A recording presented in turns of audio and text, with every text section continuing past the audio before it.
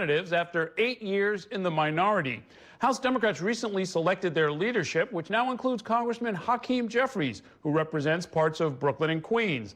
I sat down with the congressman yesterday at his offices in Washington, D.C. for a wide-ranging interview about the party's agenda, the Mueller investigation, and our city's troubled public housing system. I began by asking him about the possible government shutdown and his new role as chair of the Democratic caucus. Here is part one of our discussion. Congressman, thanks for spending some time with us. Good to be with you, Errol. A lot of things got thrown off because of the funeral of the president. Were you already here, or were you planning to do any votes? What happened with the schedule? Yeah, well, I was planning to come down to Washington in the event that votes were going to be scheduled for this evening. But then those votes were put off, of course, in light of the death of President George H.W. Bush in the morning that will take place in the aftermath of his funeral tomorrow. And you're here for the funeral and for the other kind of commemorations, although you got here in 2012. It was long after his presidency, right? That's correct. Well, here both to pay my respects to President Bush, the Bush family. They have been multiple generations of public servants contributing to the United States of America. I haven't always agreed with the approaches that they've taken relative to public policy, but they've always done it with dignity. Right. Let's talk about the other business at hand. I should say congratulations on your election to the leadership in the newly forming Democratic Congress, the 116th Congress. What goes on with that? I mean, you didn't leave your other committees, right? So you've got a full plate of work. You got people in the district who are going to bug you. What additional stuff do you do as part of the leadership? Well, I will remain a member of the House Judiciary Committee as well as the House Budget Committee, as well as continuing to focus on delivering for the people back at home in the 8th Congressional District in Brooklyn and Queens. However, the additional responsibility of being chair of the House Democratic Caucus, which will place me as the 5th highest ranking Democrat in the new Congress, in the majority, part of the leadership team, and also the person that presides over our weekly meetings of House Democrats, where we come together at the beginning of the week to discuss the issues of importance that we will tackle on behalf of the American people, decide what plays we're going to execute on behalf of the American people, and then go out onto the field to try to get things done. You're part of the, I think I read 58% of the new Democratic majority that have never been here in the majority, right? This is going to be the first taste of decisive power for a lot of you. That is correct. I promised the people that have sent me to Washington that I was going to endeavor to stay until I got to a point where I was able to represent them in the majority, working hard to get things done. Now, we believe that we have a mandate to try to tackle lowering health care costs, increasing pay for everyday Americans, pursuing a real infrastructure plan, not the fake one that Donald Trump has put forth, and cleaning up corruption in Washington, D.C., and the mess that has been left behind by colleagues. Now, you were part of the group that came up with that, and I've seen you quoted as saying that it was message discipline, sticking to those three things, right? Infrastructure, healthcare, anti-corruption work, got you into the majority, and failing to stay on message will perhaps help the Democrats lose the majority if they sort of lose the focus.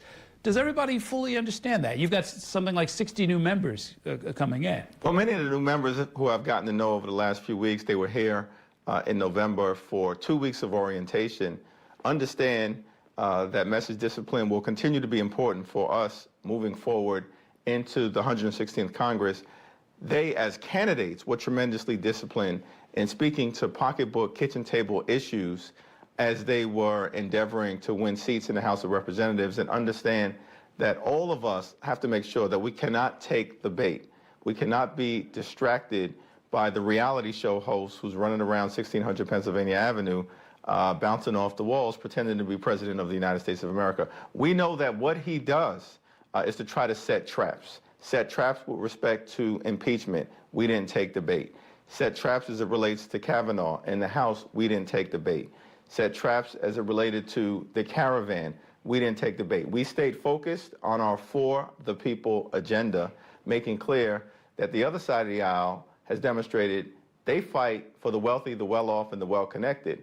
We're going to fight for working families, middle-class folks, senior citizens, the poor, the sick, the afflicted, veterans, people from all across America. Well, what happens if you get a new idea that doesn't happen to have fall neatly into those categories? Something like the green jobs idea, focusing on climate change, which I think everybody agrees is important, including you. You've got a waterfront district in part.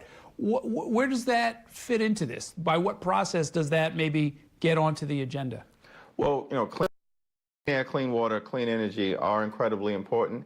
And as it relates to increasing pay for everyday Americans, which is something that we've talked about, we have an unemployment issue in the context of underemployment throughout the United States of America. The unemployment numbers are relatively low. Thank you, Barack Obama.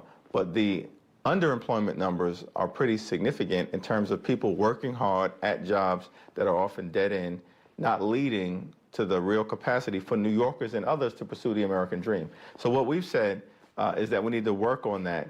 And the green economy and infrastructure that both yields the benefit of clean energy and creates good paying jobs for everyday Americans falls neatly into our focus on kitchen table pocketbook issues. So, I mean, when reformers hear you talk about, again, message discipline, and they don't hear you say criminal justice, or they don't hear you say voting reform, should they be concerned that those issues are not necessarily going to be at the top of the agenda for the new leadership, or they're going to maybe have to convince you and fight to get those things taken seriously as top priorities? It's a great question, but not at all. In fact, we are in the process of working right now on meaningful criminal justice reform. We have an urgent challenge because of the mass incarceration epidemic that we have in this country. As you know, America incarcerates more people than any other country in the world. That is a scandal on our society. When the war on drugs was first launched in 1971, there were less than 350,000 people incarcerated in this country. Today, 2.2 million. Disproportionately Black, Latino. We have 5% of the world's population, 25% of the world's incarcerated individuals here in the United States of America. Democrats and Republicans are working to enact into law what we call the First Step Act. Will allow formerly incarcerated individuals to successfully transition into society, giving them the skills and the training to do so, save taxpayer dollars, reduce recidivism, and also reform some of the harsh sentencing laws that were first put into place during the crack cocaine era that have not served this country well, have decimated communities, families, and individuals. So the work of the people in other areas will continue to get done, but we also have made clear, we made promises to the American people underneath the umbrella of the For the People agenda. They've now given us the majority connected to those promises. It's time for us to deliver. We are back inside City Hall with more of my sit-down interview with Congressman Hakeem Jeffries, who represents part of Brooklyn and part of Queens. In part two of our discussion, we got into Special Counsel Robert Mueller's investigation and the question of how to help our city's public housing residents. You mentioned as one of the planks that a lot of the candidates ran on was a promise to clean up the swamp, for lack of a better word, to deal with questions of corruption. Don't those dovetail ultimately with issues of not necessarily impeachment, but of the standing of this administration? I mean, you know, the flip side of the whole Russia investigation is, well, why would anybody be talking to the Russians? And the next thing you know, you get into some of the guilty pleas from people like Michael Cohen, the president's personal lawyer. Next thing you know, you've got questions that in a different context in 1973, 74, were part of the articles of impeachment. Don't you have to deal with this one way or another? Well, we have to deal with it, but we have to deal with it responsibly, and I have the utmost confidence in the next chair of the House Judiciary Committee, Jerry Nadler, fellow New Yorker, to be able to handle our responsibilities in terms of oversight with a great deal of care. We are a separate and co-equal branch of government.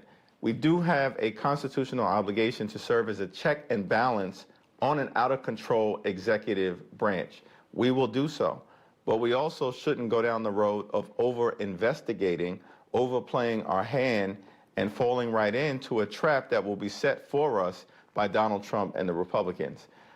And so that's not something that we are going to do. It's also important to note, with respect to the Russian scandal and the growing investigation that has been moving forward, we fought hard to force Jeff Sessions to recuse himself. We won that battle. He recused himself. We then fought hard for the Department of Justice and the Deputy Attorney General, Rod Rosenstein, to appoint a special prosecutor. We won that battle. He was compelled to appoint a special counsel, Bob Mueller, a great American who's doing a tremendous job. And so now we just have to let Bob Mueller be Bob Mueller, complete his investigation, present his findings to Congress and to the American people, and then we can make decisions based on what the facts and the evidence suggests should be done. As if things weren't already complicated enough, in 2019, essentially you have the beginnings of the presidential contest. I mean, the season has gotten longer and longer. You have people who are already declaring or clearly making moves to run for president. How will that affect and perhaps change both the messaging and the substance of what Congress does? Well, I think we're going to have tremendous candidates on the Democratic side and a very robust field, and that'll be healthy for our democracy. But I also think that we have to move away from what I would call the permanent campaign. There has to be space to govern. There has to be space to try to find common ground, Democrats and Republicans, the left and the right, progressives and conservatives, to improve the day-to-day lives of the American people. There's a reason why the elections are held every 4 years for the presidency of the United States of America, not every year. So we have to create opportunity to try to govern.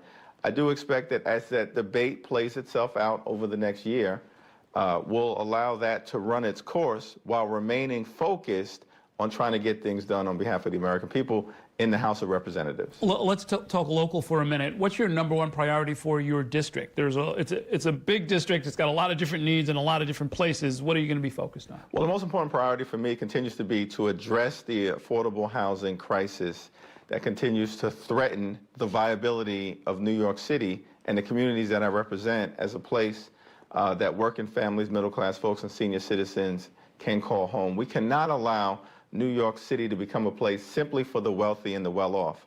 The gentrification steamroller, as you know, continues to run through central Brooklyn communities, making its way to other parts of the district that I represent in Brownsville and East New York, and we have to work hard to halt it dead in its tracks. And we have a real opportunity to do so.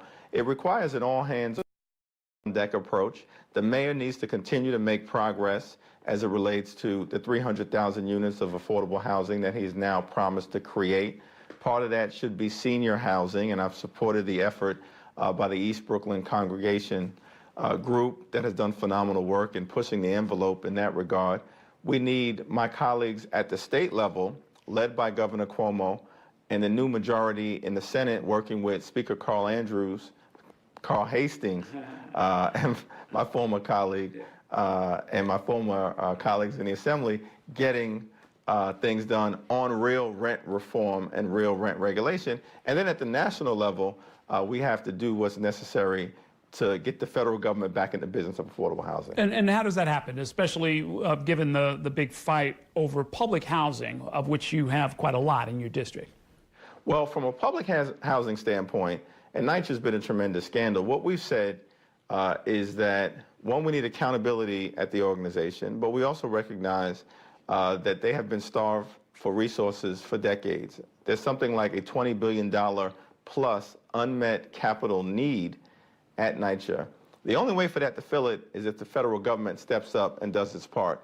So what we've said is that if we're going to negotiate a bipartisan infrastructure plan that invests at least $1 trillion, $70 billion of that amount should be to make sure that public housing developments in New York City and across the nation can modernize and rehabilitate its units so that public housing residents can live with the dignity and respect that they deserve. Well, on top of the financial question in New York, there have been questions of management integrity, for lack of a better word, right? When there are falsified inspections around elevators and around lead and so forth. There's been talk about naming a receivership, either under the direction of the court or of the Housing and Urban Development Department.